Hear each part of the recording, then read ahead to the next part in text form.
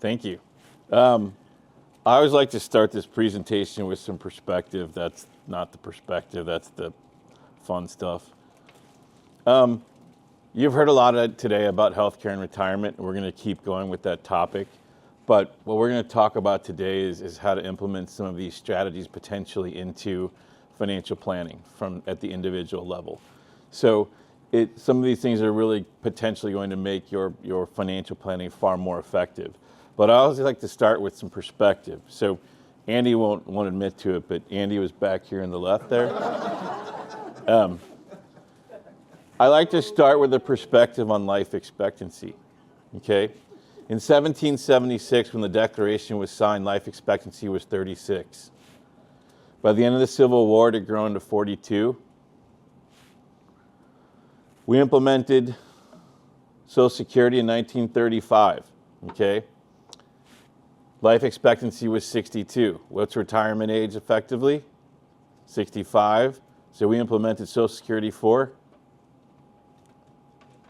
I see dead people. 6 cents? Yeah. Okay. We talked about 1965, the implementation of Medicare. Life expectancy had grown to 68. Okay. Life expectancy at that time at 68 had 10 million beneficiaries on Medicare. Today we're approaching 70 million. Okay. So we had 3 years of expected care for 10 million people, right? Today, we're approaching age 80 with 70 million. So we need to remember what the systems were designed to do and not to do, and this is a big part of it, is recognizing life expectancy has something to do with that. Here's the next part of it. When did Magic Johnson die? You sure? Yep. Positive? Unless he did it today. Diagnosed HIV positive November 7th, 1991. That was a death sentence in 1991. True or not? Yes. Magic is alive and well, and so is anyone else who has HIV at this point, because we've learned how to treat it. Okay? So things that used to kill us don't. Sometimes things that should kill us don't, and we end up needing what? A certain level of care. Christopher Reeve sat in that chair for 9 years, requiring nearly around-the-clock care. Okay, so we have two extremes that you kind of see here. We're going to talk about what long-term care actually looks like in a minute. But in general terms, with life expectancy pushing age 80, illness and disease that used to end life doesn't. When we get old, we get sick. When we get sick, we need care. When we need care, it can be expensive. Okay, so that's fact number 2. So as we look at long-term care, we look at healthcare and retirement. Number 1, it's time to educate yourself as you approach retirement and think about retirement. Number 2, understand your planning options. You've learned about some of them already. Number 3, ask and answer the right questions. We'll talk about that. And then we're going to talk about selecting the appropriate options and strategies that fit you and your family's needs. So when we talk about this, you've already seen so far that Medicare is not free, okay?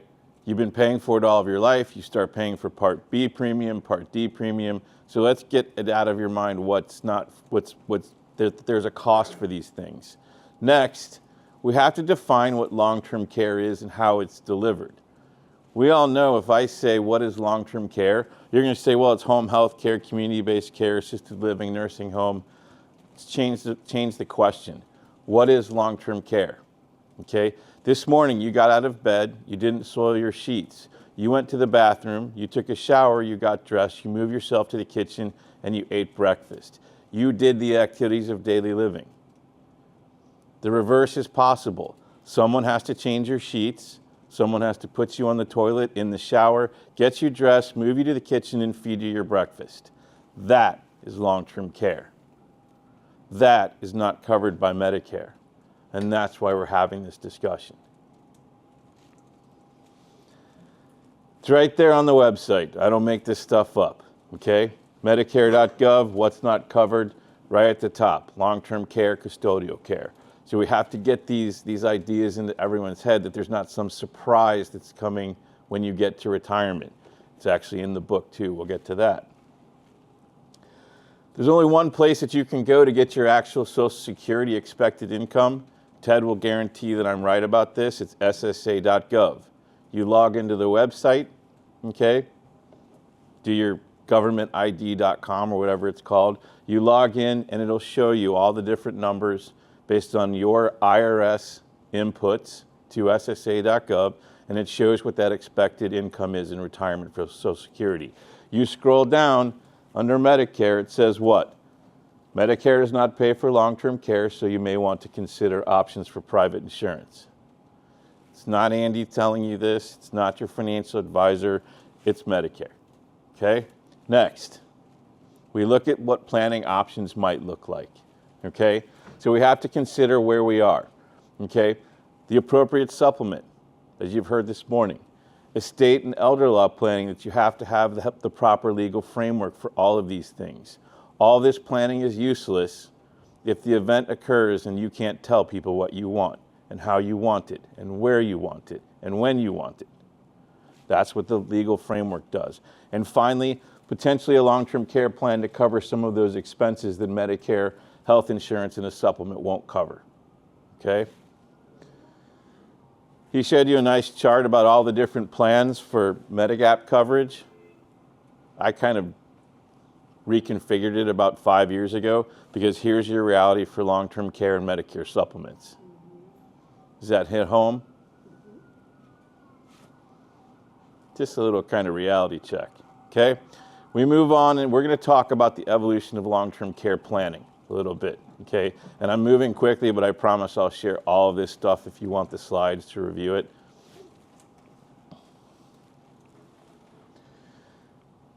The biggest thing about long-term care planning is addressing or eliminating the potential burden on loved ones.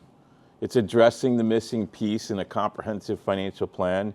It's beginning to recognize your true asset allocation that you haven't considered with this topic. And it's beginning to take control to maintain independence and choice if and when the need arises.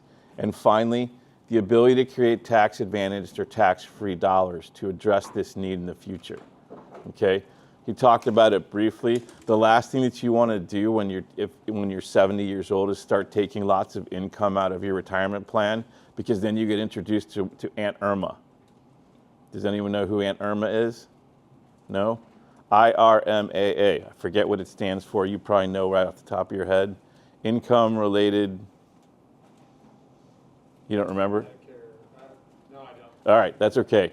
Aunt Irma is a nasty woman, okay? The more income you make, the more you're going to pay for Part B and Part D. So anytime you hear someone say we should means test Medicare, they don't know about Medicare because it's already means tested, okay? It's important to recognize. So let's talk about long-term care insurance and why and what things have happened recently that make it an interesting discussion. If I stood up here, what month are we in? October? Okay. If I stood up here in June of 2008, anyone remember what happened in 2008? A little bit? Okay. If I stood up here in June of 2008, because the crash happened in August, and I looked at you and I said, in 3 months, Merrill Lynch, Countrywide, Washington Mutual, Bear Stearns, and Lehman Brothers are going out of business. Wow. Straitjacket? Carry me out in a straitjacket? That's what you're thinking, right? Guess what? It happened. And because that happened, we had near 0% interest rates for more than a decade. The insurance companies that sold long-term care insurance were dependent upon those interest rates to maintain rates and solidify their standing, okay? When I got into this business in 1991, there were 112 companies selling long-term care insurance, standalone LTCI. Today, there are effectively 9. Why?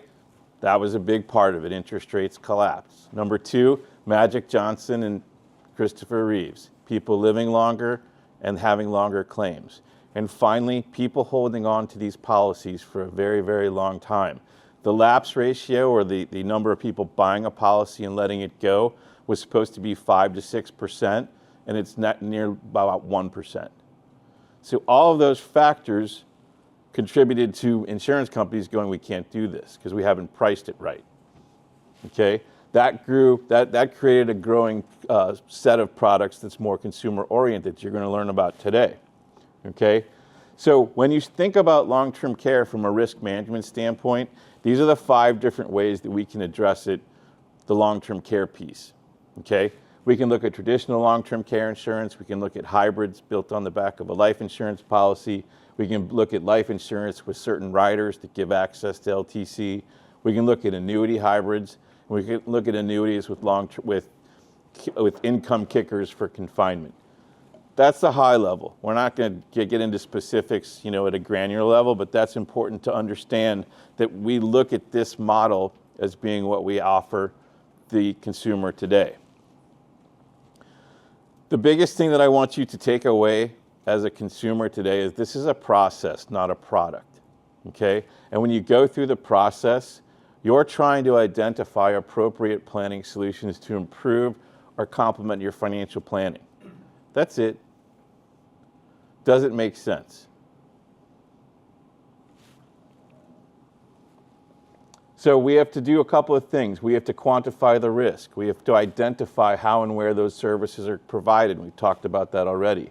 We have to talk about what's the most appropriate solution for your financial planning. And when we begin to do that, we have to define the need, okay? Now, this is going to sound very esoteric and kind of get in the weeds, but it's important to see where we were and where we are today. This is statistics from 2005. Does anyone drive a car that's from 2005? You don't. Before 500. Oh my goodness. Okay. There goes that. There goes. 165,000 miles. All right. Well, there goes my example. So she's still going to use the stats and justify it. That's okay. We used to use this chart and say the average need for care is 3 years. Okay. 2.2 years for a man, 3.7 for a woman. Why do men use long-term care less? They die sooner. Why do men die sooner? They want to. Thank you. Okay. That's the stats. Okay. That was 2004. Okay. Now, have I ever met you before? No. Okay. I'm going to explain the law of averages the best way I can. Based on the law of averages and the fact that I've never met you before today, I can tell you that by the law of averages, half of everyone you know is a below average person. Okay. See where this is going? Yeah, I do. See what happens when you use averages? Are you ever going to be right? Almost never. Okay? So we've evolved our long-term care planning practice for advisors to use what we call HALO. Okay? HALO uses millions of data points to define the need for clients. Okay? Location, lifestyle, family dynamics, health history, to give an accurate projection of what care will look like for that individual. Okay? Does anyone ever go to DSM without a ticket and say, hey, I'm going on vacation? No. You know what your destination is before you go to the airport. We need to do that with your financial plan with respect to the long-term care planning piece. And that's how HALO works. Okay, we'll see it in more granular detail momentarily. But basically it projects lifespan, it projects how much care is needed and when that care is going to occur, and it allows us to do some planning and not guessing. So as we do that, we begin to ask the right questions. Okay, number one. For all of you here, I know the answer to this question. What percentage of your assets are currently allocated to pay for healthcare expenses in retirement not covered by Medicare? Anyone want to answer it?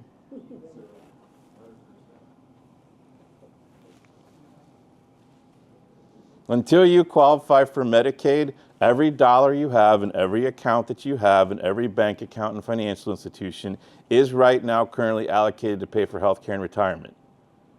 I'm not going to argue with you. It's just a fact. That's the basis of this discussion. Where is your model fit with respect to addressing this situation? Okay. Number two, if you needed care, which of your assets would you tap first to pay for that care? We have to identify the pay for account that we all have to have, mentally, figuratively, whatever that's going to be. Okay. But in reality, there are 6.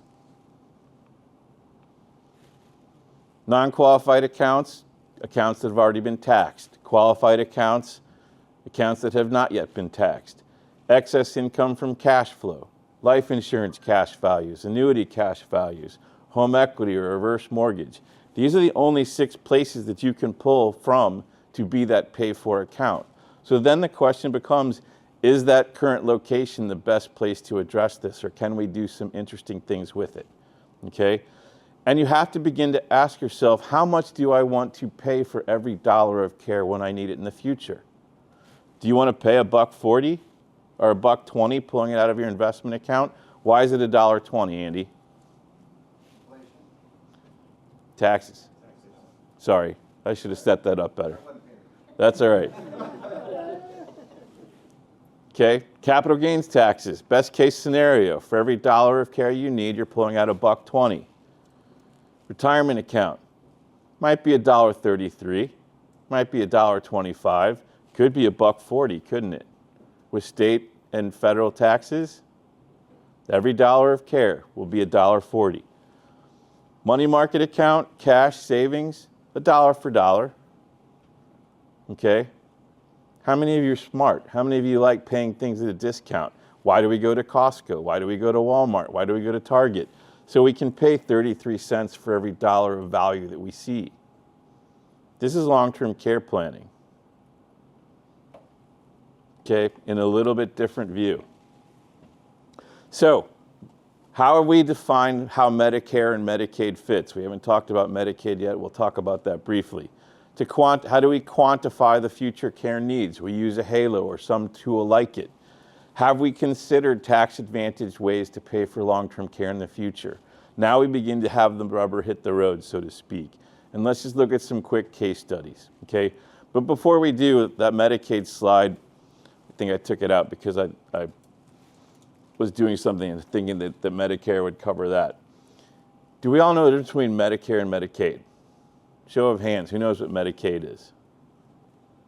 Okay, if you qualify for Medicare, do you automatically qualify for Medicaid? No, okay? Medicaid is if you have limited assets, limited income to pay for certain aspects of healthcare and retirement, or if younger, other things, okay? So you have to remember that in order to qualify for Medicaid, what do you have to do? Essentially, you're going on welfare. Number 2, if you have honkus to the bonkus, anyone ever heard of that? No? You're 82 years old, you have honkus to the bonkus, you're a female, okay? And the only facility that'll take someone with honkus to the bonkus is in Cedar Rapids. Where are you going? Not the place around the corner that you know and love, that you visited, because guess what? They don't have a Medicaid bed. Okay? We're going to get into this in a moment, I think, as well. Actually, I took this slide out. Who's heard the term silver tsunami? In 12 weeks, the first baby boomer turns 80 years old. In 3 years, the last baby boomer turns 65, at which time 1 in 5 Americans will be over the age of 65, going through and into retirement together. Do you think that long-term care is going to be the same 5 years from now as it is today? Do you think the facility that has a Medicaid bed today will have a Medicaid bed 5 years from now? Do you think we can legislate around the law of supply and demand? This is just a reality check. I'm not here to give you any other information. I'm not giving you crazy statistics. I'm just talking about the fact that in 1946, we started building hospitals to do what? Birth children. We built elementary schools, junior highs, high schools, suburbs, universities. Now what are we building? Do you know there's more adult daycare facilities in the Clearwater area than there are children's facilities? Think about that for a second. Does anyone here go to Costco? Yeah. Go look at the diapers and what's right next to the diapers. Big section. You know there's more adult diapers sold in Japan and Germany today than there are children's diapers? That's called the silver tsunami. That's where we're headed. So let's talk about some of these things, some of these ways to approach long-term care in your financial planning. And I'm not going to talk about anything specific product-wise, but just generalities. Let's talk about Betty Boomer here, okay? Betty's identified her pay for as $200,000 in CDs and bank account dollars that she's got. Low risk, low yield. She's got a pension, Social Security, wants to pass on some money, hopefully, to her grandchildren, okay? So what are we going to do? We're going to show her an asset-based life long-term care plan, or a hybrid as we call it, okay? Now remember, $200,000 is her pay-for account, okay? Have you ever heard of MIT in Cambridge? We have a community college in St. Louis where I grew up called Merrimack Community College. Everyone just called it Merrimack in town. I went to that MIT, okay? I didn't go to Cambridge, but I do know that $200,000, okay, is our number. Now, if she needs care that costs $5,000 a month, how long will $200,000 last? 40 months, okay? Now, if we look at Betty and Betty has a need for care that's 5 years, how are we doing? Not good, are we? Is that better? If we can take $119,000 out of that 200 and provide 48 months, or 4 years instead, have we improved her position? Okay. Did we spend her money? Look down here, the cash value that we have in that plan. No, we didn't spend her money either. We moved it from here to here. See that $120,000 right there? That's what her family gets back if she doesn't need care. How do these dollars come out to pay for care when she needs it? Tax-free. Doesn't get hit by Aunt Irma. So what have we done? We've effectively just repositioned, reallocated, moved from pocket to pocket enough money to do what? Turn $200,000 today, and when she needs care 25 years from now, into $500,000 available for care tax-free. That's one way that we can approach long-term care planning. Very, very effective, okay? Let's look at Sally. Sally's 55 years old. She doesn't have a big amount of money sitting in a bank account, but she was recently divorced. She's got some income and alimony. She wants to be done paying for a plan when she's 70 years old. So hypothetically, we're going to show her the same thing, but we're going to pay for it every year, okay? So the same situation, what we've done is we've looked for her and said her extended care need is going to be 5 years. This is what the halo looks like, okay? And it says that she's going to need 3 years of home health care, a year of assisted living, and a year of nursing home care. And it's small, so that's what it says it's going to cost in today's dollars. Okay? Now, if she takes what she's making now, she doesn't have a plan, she just has some income. Okay? But if we take some of that income that she's receiving and we turn that into a long-term care plan, look what we have when she turns in 30 years when she's going to need care at 85.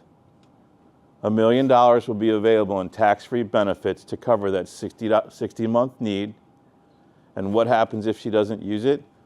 All the money comes back to her family in the form of a death benefit. And how do the dollars come out to pay for care? Tax-free. See a theme here?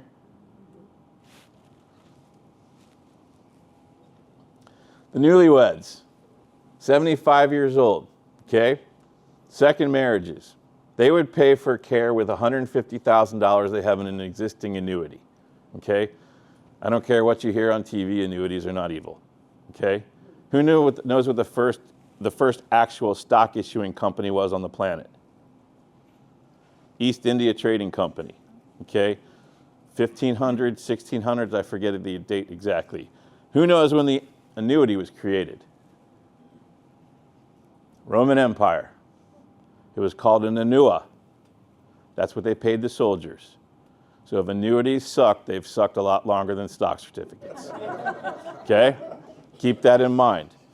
Now, this client, this couple has a $100,000 cost basis in their annuity. That means the annuity, they had a CD that came due at Bank of America. Bank of America put it into a fixed annuity. Today it's worth $150,000. Okay, so we're going to talk about an annuity-based long-term care plan. But before we do that, we have to realize that because of that gain, because of that $50,000, they only really have $137,500. Why? Because we call LIFO accounting, last in, first out. Withdrawals from annuities come out gains first. Okay? So we really only have $137,500. Now, I didn't go to MIT and Cambridge, but I do know that $137,000 is less than $461.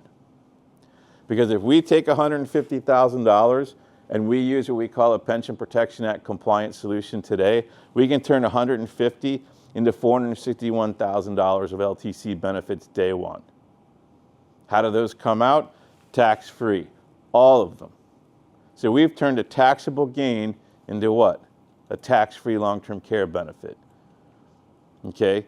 Anyone here do real estate? 1031 exchange? No? Okay, we do what we call a 1035 exchange, a like-for-like exchange of an insurance product. Life to life, life to annuity, can go both ways. We can take insurance dollars that are in annuities or life insurance and turn it into long-term care benefits. Okay, number one. Now, the best thing about this is we can turn it from a single life, because it was one of their annuities, and now this is shared 90 months of care for both of them. Very interesting concept. The Pension Protection Act was part of a congressional bill in 2006. In 2010, this became active for long-term care planning purposes. Very, very, very powerful stuff. We're going to skip this one. This one isn't exciting, and we got to get some moving here a little bit. Okay, this one's fun. Okay, Charlie and Carol Cash are 70 years old. Some of you may know about this topic, some of you may not. Who knows what an RMD is? Okay, required minimum distribution. Okay, Uncle Sam will let you defer income tax on IRAs, SEPs, simple 401k plans, but at a certain point, at age 73, those dollars have to come out. Okay, so much so that if you don't take it out, there's a penalty. Anyone know what the penalty is? 50% of what you didn't take. Okay? Now, they have $750,000 in untapped IRA dollars, okay, that they haven't taken out yet. So in 3 years, they have to do what? Start pulling that money out. It's not an option, okay? So then you sit here and say, well, how much is it? Okay? There's an easy back-of-the-napkin approach. Life is a marathon, not a sprint. A marathon is how far? 26.2 miles. Take 750 divided by 26.2, you're real close. Okay? Think about that for a moment. We're going to talk about an IRA-funded long-term care plan. Why? Because they've got that money sitting there. It's not been tapped, but it's going to have to be in 3 years. Okay? So we're not going to talk about all 750. We're just going to talk about 250,000 of those dollars. Okay? Now, if they're not taxed and they need to be paid, they need to be used for care, they're going to have to pay taxes. So again, that's about 187.5 would be the net number. Okay? Here's another interesting fact. If they don't use those dollars and they pass on to the beneficiary that happens to be non-spousal, what happens? Within 10 years of their death, they have to be what? Pulled out by the beneficiary, who are then going to have to pay what? Taxes. Okay, keep that in mind. So what we're going to do is we're going to take that $250,000, we're going to start an income stream at about $29,000 per year. Okay? And remember, this is money that has to come out of that account anyway very soon. So we're going to turn $250,000 into $759,000 of assets available for care for two 70-year-olds. This isn't 50, this isn't 45. We're tripling the value of this piece of their retirement dollars to pay for what? long-term care.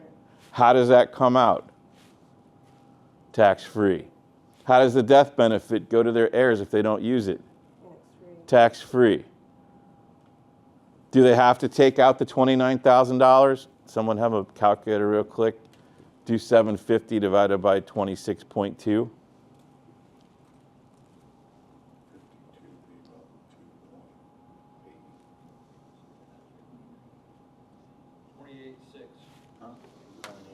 $28,600 has to come out anyway. We've taken an extra $1,000 over their RMD.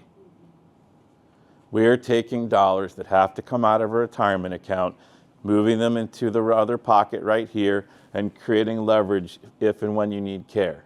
And if you don't, we're giving your beneficiaries a much better place than where they're at right now with that 250 grand sitting in a retirement account. There are a lot of things that you can get into from here as far as the elder law perspective, the estate planning perspective, but I just wanted to give you a good overview of how you can look at long-term care planning. These guys are great because they recognize how some of these things work inside of a financial plan, and I just help them do that because I'm the LTC geek. So any questions? I went through all that pretty quickly, or at least tried to. Are we going to get handouts? Yes. Yeah. Actually, I'll send you the slide deck. On your way out, make sure if you didn't sign in, we'd like to know you were here for compliance reasons, and more importantly, in that regard, will you leave your email address? And yes, we'll send your Mike's presentation to each and every one of you. And who's the attorney? Jeff Steer. We have a couple attorneys here, and Where's Jeff? where'd Jeff go? Jeff Okay. had to step out. Here's a great question. Just to give you this just one perspective piece here. What do you call an estate plan without a long-term care component? Fiction. Okay. Remember that. If you need care, when you need care, if it's not in your estate plan, where are those assets going? Government, nursing home. Okay. If you don't have those documents in order, okay, real quick question that any of you can answer. Who's your durable power of attorney? Because if you don't have one, Andy can't take a call from your daughter to say we need to liquidate $17,000 a month to pay for nursing home care. Why? She can't access your account. Does anyone in here have a house with no mortgage? No mortgage. Okay, keep your hands up. Let me see something. How many of you canceled your homeowner's policy?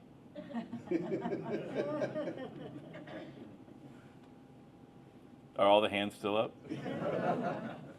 That's the reality. Now, if I went and did a lot of the other, showed you some of the statistics and things like that, you've got a 2% chance of having a severe car accident over age 65, or 2% chance of having your home burned down, 15% chance of having a severe auto accident. And as far as long-term care goes, somewhere between 50 and 75%, depending on male or female. Where's your insurable risk? Thank you.